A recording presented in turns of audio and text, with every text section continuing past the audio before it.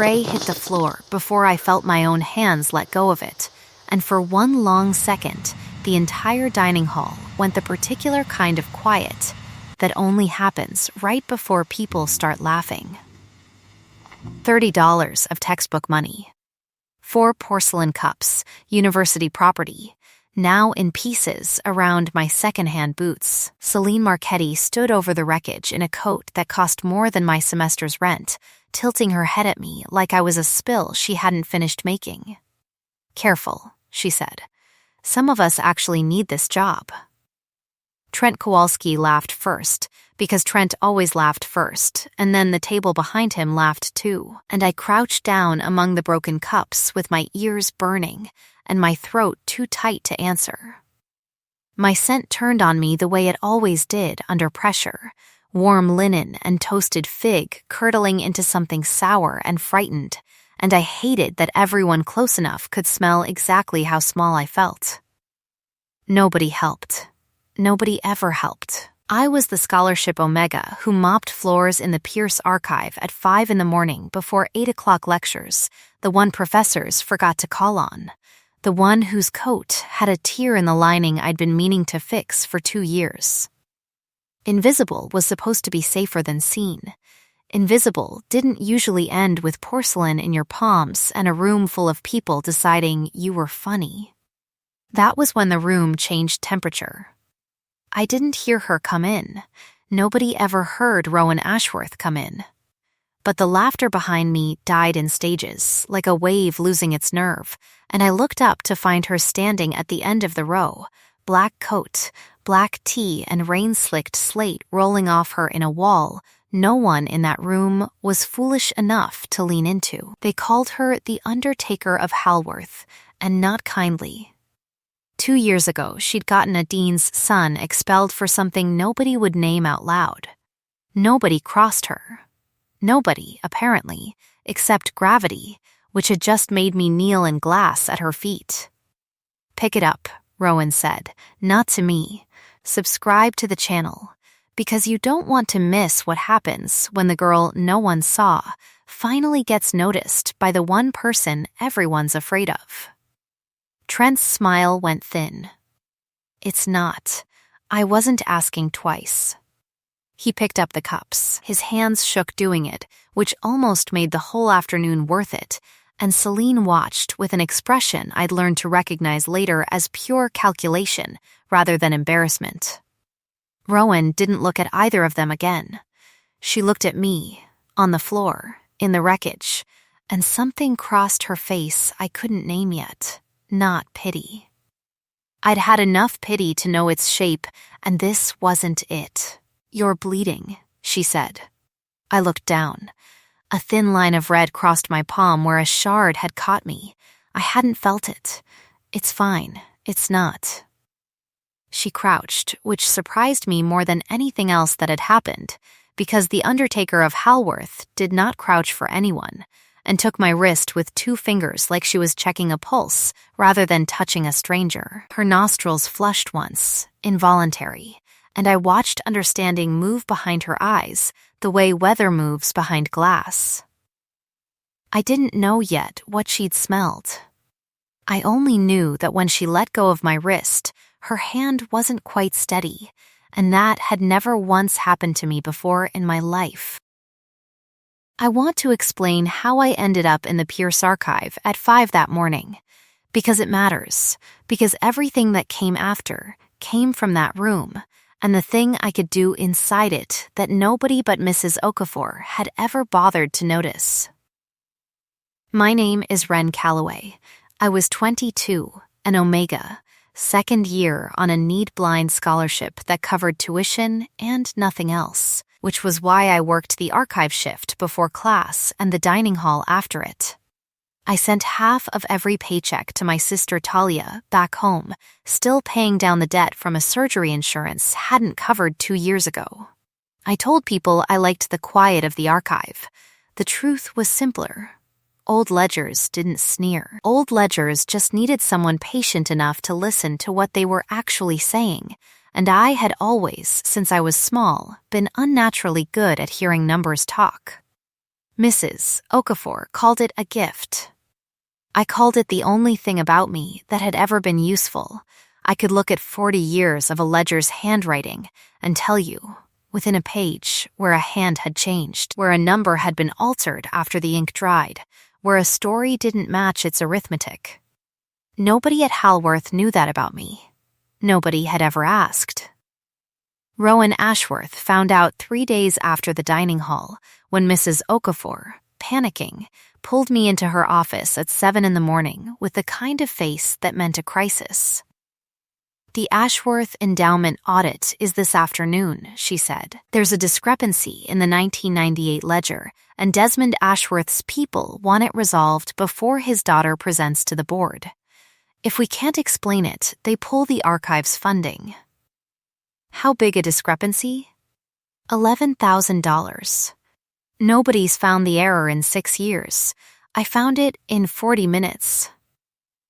A single transposed pair of digits in a donor account, repeated forward through 3 ledgers by a bookkeeper who'd copied his own mistake without checking it, compounding a phantom debt that had never existed.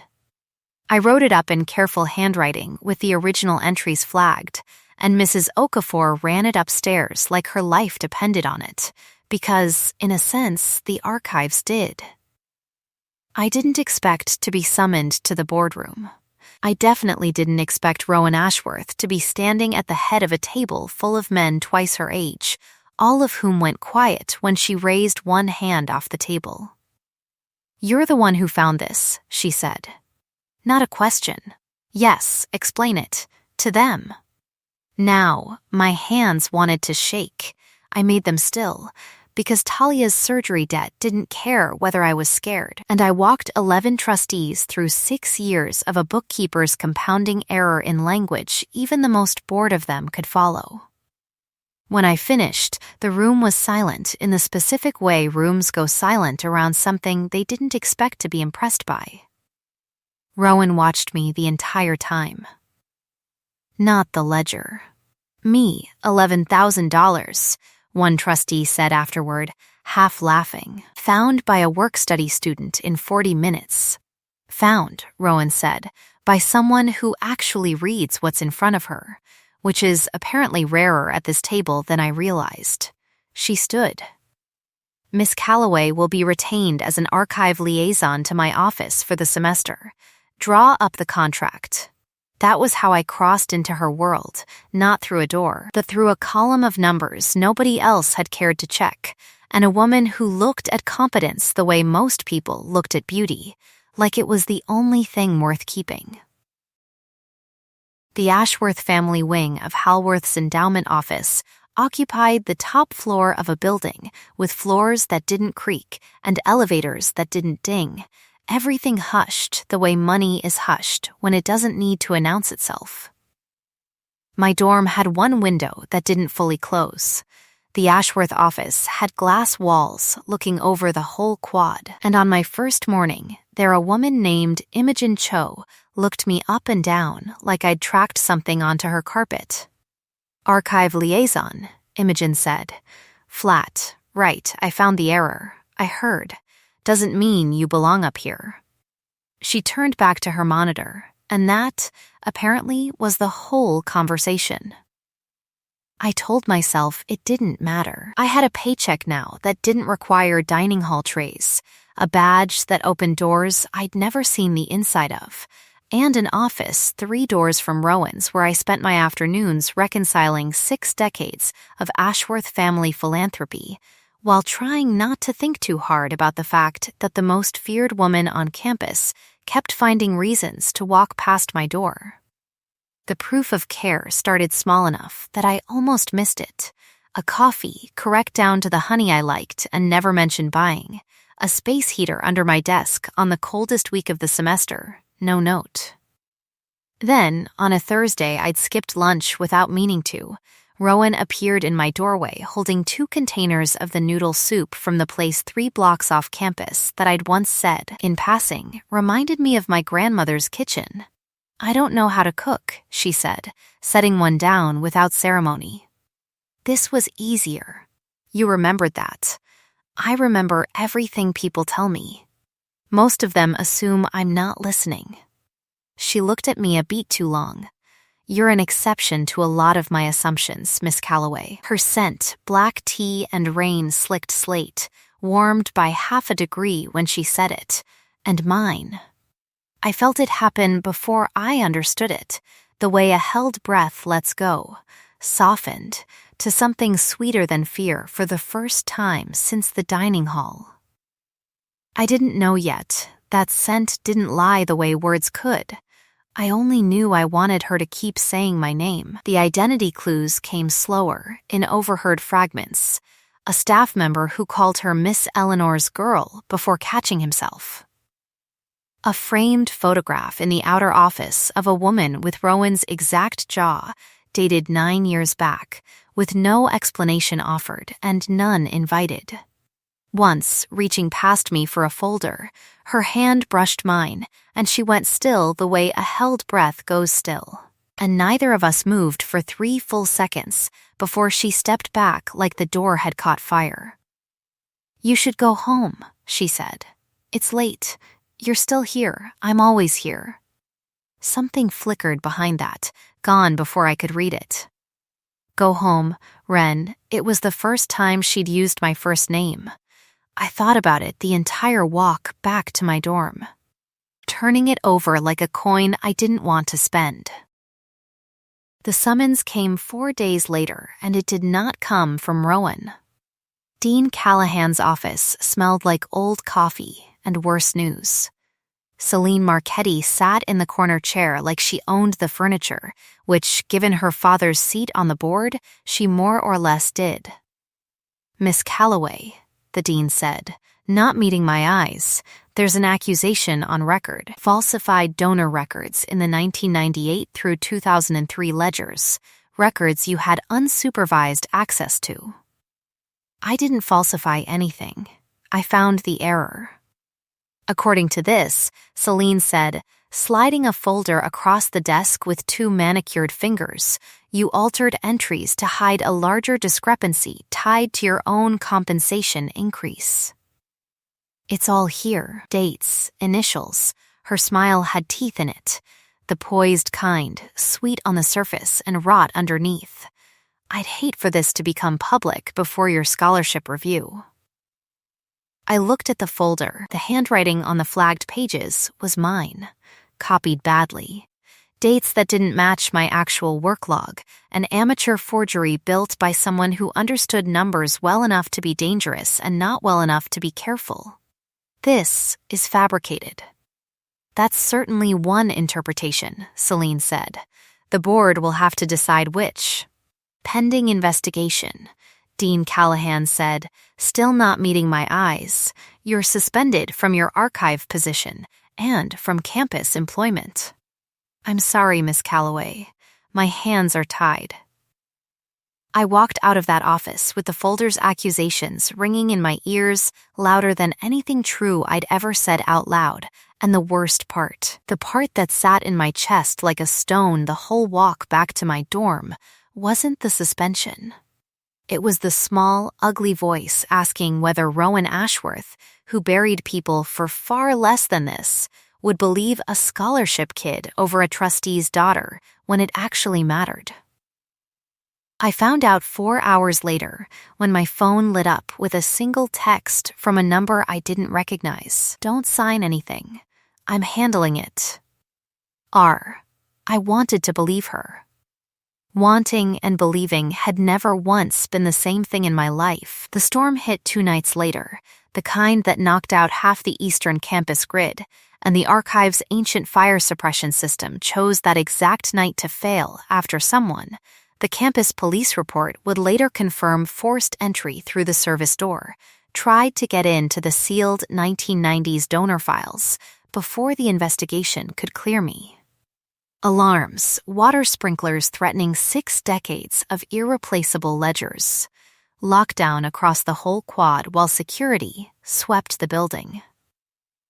I was in the reading room when it started, technically banned from being there, back only because Mrs. Okafor had begged me to help move the oldest boxes before the sprinklers reached them. Rowan found me soaked to the skin at 11 at night, arms full of a box marked 1962, and didn't ask why I disobeyed a suspension to save records that might convict me instead of clear me. "You're freezing," she said. "The ledgers are replaceable." "You're not." She took the box from my arms and set it down, and then, before I understood what was happening, she had her coat around my shoulders and her hands framing my face, checking, the way she'd checked my bleeding palm the very first day. Except, this time, neither of us pulled away. My suppressants had failed sometime that week under the stress of the accusation.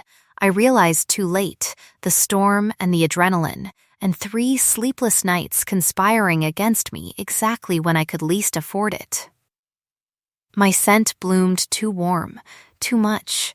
Fig and linen turned rich and unmistakable in the small space, and Rowan's whole body went rigid the way a held breath goes rigid. "Ren," her voice had dropped somewhere low and careful.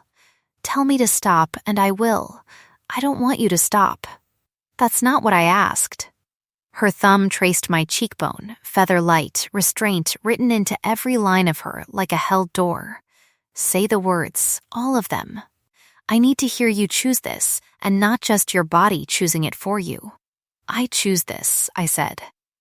"I choose you. Ask me anything, and the answer's already yes." She kissed me like she'd been rationing the want for weeks, careful even at the edge of losing herself, and when she finally pulled back her forehead against mine, she said the thing I'd been afraid to hope for since the dining hall floor. "I never believed a word of that folder," she said. "I've had Imogen tracing the forgery since the hour it landed on Callahan's desk. I should have told you sooner. I was afraid if I said it out loud, I'd have to admit how much it would have cost me if it had been true." "How much?" She didn't answer that. Not yet.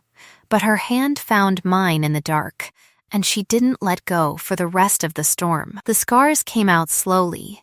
Over the 2 weeks it took Imogen to build a case Celine couldn't wriggle out of, in the kind of small domestic hours that had nothing to do with boardrooms.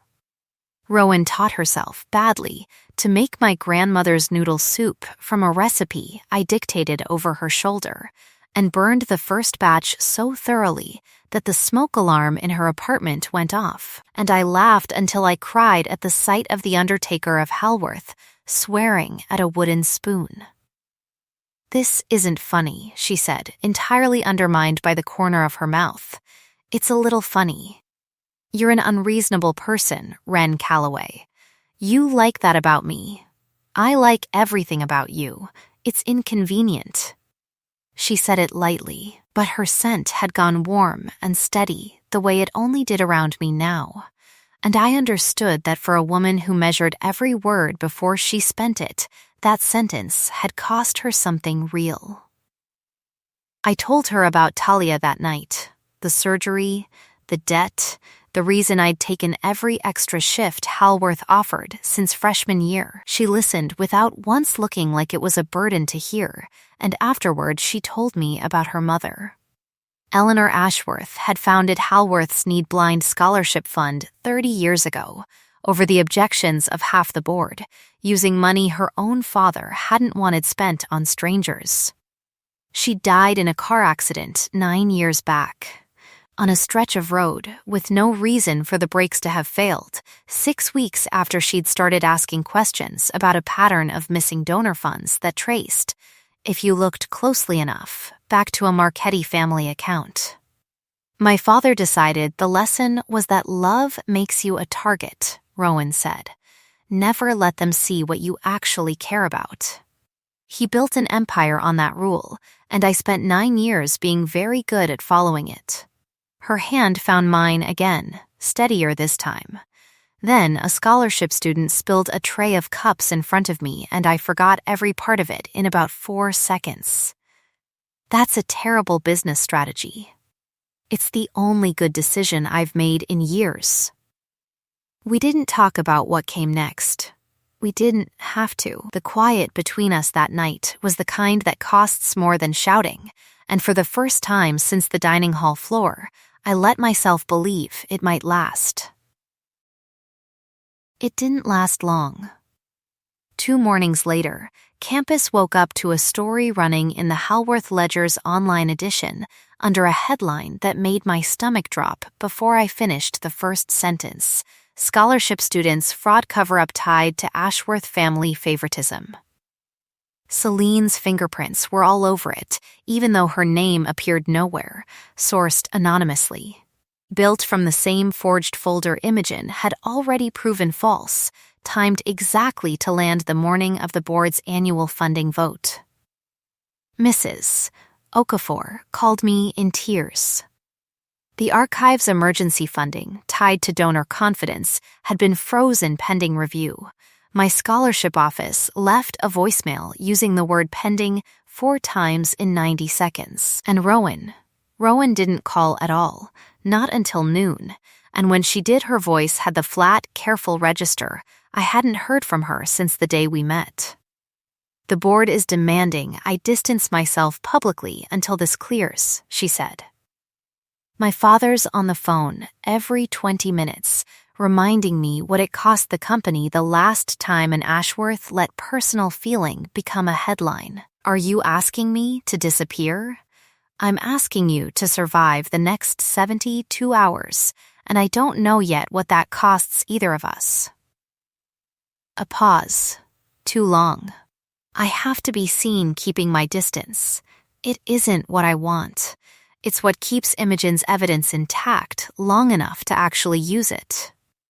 I understood, and understanding didn't make it hurt less. I spent that afternoon watching my name trend across a campus forum I'd never once posted on, watching Celine's clique share the article with commentary that used words like predictable and knew it. Watching the badge that had opened Ashworth's top floor to me get quietly deactivated at 3 p.m. without a single word of explanation. By evening, I was packing the same duffel bag I'd arrived at Halworth with 2 years earlier, certain, in the particular hopeless way exhaustion makes you certain, that this was simply what happened to girls like me, seen just long enough to be used as a lesson, then folded back into invisible. I sat on the edge of my narrow dorm bed with my grandmother's chipped mug in my hands, the one thing from home I'd carried with me every year, and I let myself cry the kind of crying I hadn't allowed since the surgery bills started.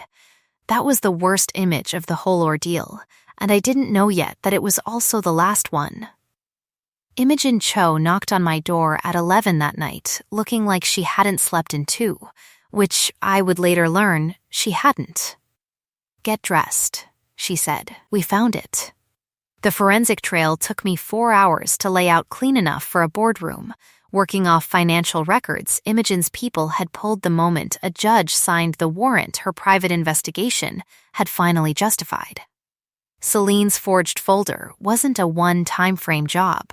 It was cover for 6 years of her father's slow siphoning from the same donor accounts Eleanor Ashworth had died asking questions about, laundered through a shell foundation with Celine's name quietly attached as a beneficiary, the missing money reappearing as tuition gifts to trustee children, scholarship funds diverted, while genuine scholarship kids like me were told the well had run dry. This is the accident, I said, staring at a wire transfer dated 6 weeks before Eleanor Ashworth's death. This is why she died. We don't have proof of that part, Imogen said quietly. Not yet. We have proof of everything else. Rowan read the file at 4 a.m. in my dorm room's terrible fluorescent light, and I watched something in her go very still and very cold. The specific stillness of a person deciding exactly how much of themselves to spend on justice. When she looked up, her eyes were wet in a way I don't think she'd let anyone see in 9 years. She let my mother die for a shell account, Rowan said, and she used the same lie twice, on you, because it worked the first time and no one stopped her. Rowan, I'm not going to hurt her. She said it like a promise made to herself as much as to me. I want to. God, I want to. But you're the one who's going to hand this to the board, because you're the one who actually found it, and I am not going to let my father's rule win twice in one family. The board convened an emergency session 2 days later, ostensibly to finalize the funding vote. Celine arrived in the same poised coat she'd worn the day she destroyed my tray of cups, clearly expecting a formality. Her father sat at the head of the trustee table like a man who had never once been made to answer for anything. I stood at the podium with Imogen's evidence file and my own voice, which had stopped shaking somewhere around hour 3 of that 4-hour night, and I walked 11 trustees, 3 lawyers, and a visibly paling dean through 6 years of diverted scholarship funds, a shell foundation, and a forged accusation built to bury the one witness who might have noticed. You have no idea what you're talking about, Celine said, too fast, too sharp. I have your father's initials on the wire authorization, I said. I have the dates. I have the pattern. Because pattern is the one thing you can't fake past someone who actually reads what's in front of her. I set the last page down. You told me that yourself, in Dean Callahan's office. I'd hate for this to become public. It already was. You just didn't expect me to be the one holding the folder this time. The room that had laughed at me in the dining hall 2 months earlier sat in absolute silence. Marchetti's lawyer was already on his feet, asking for a recess that never came, because campus security escorted both Marchettis out before the vote even opened. And by the following week, Halworth's own statement confirmed what everyone on that quad already knew. Expulsion, criminal referral, 6 years of donor fraud, unwound one wire transfer at a time. Trent Kowalski, whose texts coordinating the original smear campaign turned up in the same evidence sweep, lost his degree candidacy a month before graduation. Dean Callahan resigned within the semester, his negligence too plainly documented to survive a single news cycle. Rowan didn't say a word through any of it. She stood at the back of that boardroom the entire time, close enough to be counted, far enough to let the win be entirely mine, and when I stepped down from the podium, she crossed the room in front of every trustee who'd ever doubted either of us, and took both my hands like she'd been waiting her whole life for permission. Ask me, I said, because some part of me already knew what she wanted to do, and needed to hear her ask anyway, the way she'd always asked me. Wren Calloway. Her voice carried, steady, to every corner of a room that had once decided I wasn't worth calling on. Will you let me claim you? Not because you're mine to take, because I would like, very much, to be yours to keep. Yes, I said. Ask me with your words, and I'll always tell you yes. She did. That night, in her apartment, with the ruined soup pot still sitting in the sink like a small monument to everything we'd built badly and honestly. Every step gated, every question asked before it was answered by anything but breath. Tell me to stop, and I will. Say my name if you want this. Say it again. Until her mouth found the curve of my throat, and she paused there, waiting. And I turned my head to give her the space instead of the words, which she understood immediately was its own kind of yes. The bite when it came was gentler than I expected, and truer than anything I'd ever felt, a bond snapping into place like a held door finally letting go, and the room filled with both our scents tangled together, black tea gone warm as fired clay, fig and linen gone rich as a held breath released. Mine, she said into my hair, and for the first time in my life, the word didn't sound like an accusation. 6 months later, Hallworth's East Lawn was full of white folding chairs and more Ashworth family lawyers than I'd ever wanted to see in one place, and none of it mattered half as much as Rowan standing at the end of the aisle in a suit the color of rain-slicked slate, watching me walk toward her like the last 2 years had never happened to anyone else. Imogen gave the toast, gruff and unwilling and visibly proud, the kind of blessing that only means something because it cost the person giving it. In 15 years, she said, raising her glass, I have never once seen this woman wait for anyone. She spent the last 6 months waiting for Wren Calloway to finish her thesis before agreeing to a wedding date. I've decided I approve. Mrs. Okafor cried through the entire ceremony and gave us, as a gift, the original 1998 ledger, restored and rebound, the discrepancy page framed separately with a small brass plate reading the beginning. Julian Reyes, who had asked me to a dance once, sophomore year, and taken my quiet no with more grace than most people manage, sent a card that just said I always knew somebody was going to see it. Glad it was her. I kept it.